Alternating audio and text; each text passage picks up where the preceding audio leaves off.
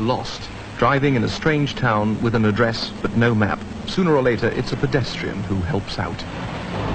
Straight round the corner and up the road on the other side of this one. But pedestrians naturally think in terms of walking. All too often, the driver meets a wall of signs forcing him to go in quite the wrong direction. So, ask again. I've heard of it, but I couldn't tell you how to get there.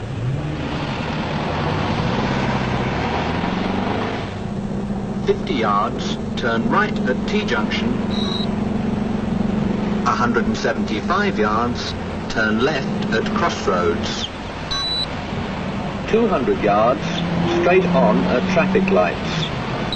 Now that's what I call a really good navigator. A clear, precise instruction, given him plenty of time for me to position myself in the road so that I can negotiate the hazard or the change of direction with the utmost convenience. Yet here I am, completely alone in the car, and at the same time in the very best of hands.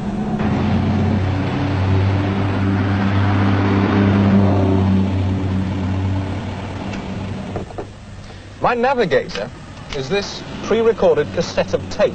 On it are all the instructions I need to find my way around this route, and if I ever use a different route, I simply use a different cassette.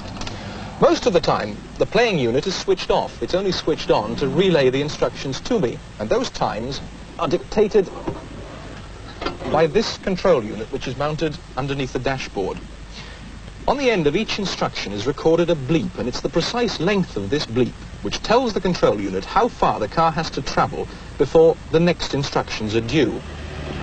The cassette player is connected to the control unit here. Here, the control unit is connected to the car mileometer, and as my road wheels rotate, taking me forward, this wheel on the control unit rotates.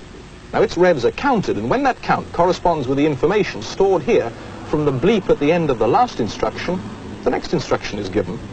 Now this unit will work with any make of car. All it needs to know to make sure it keeps me on the right road is the size of tyre that I'm using, and I can give it that information by clipping in the appropriate circuit board.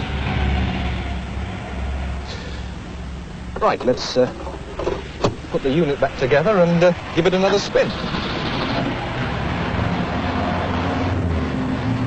200 yards, keep left at fork. The system, effectively, is a route map. It takes the driver from point A to point B. This prototype program has been set up over 20 miles in the Chatham area of Kent, covering roads through town and country. And the designers have tried it out using a number of different drivers, and they've discovered that despite differences in techniques, speed, tyre pressures and the like, their program over that 20 miles is accurate to within 30 yards. 250 yards, turn left at crossroads. Applications for a system like this that spring to mind: self-drive hire cars from London Airport to the big hotels in the city centre. Routes could be programmed for these in all the languages of the world. Bus drivers could be trained on new routes with the utmost convenience. The designers have even had some inquiries from a firm that specialises in chauffeur-driven hire cars taking American tourists around the stately home circuit. It seems that the demand for chauffeurs far outstrips the supply, and the last thing a wealthy American wants when he's spending hundreds of dollars on his car is for the driver to get lost. Turn right immediately before zebra crossing into Maidstone Road.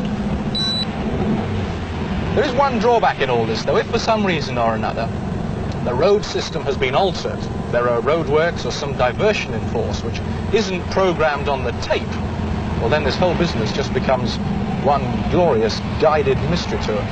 350 yards, turn right at T-junction. Turn left at crossroads. Turn right immediately before zebra crossing.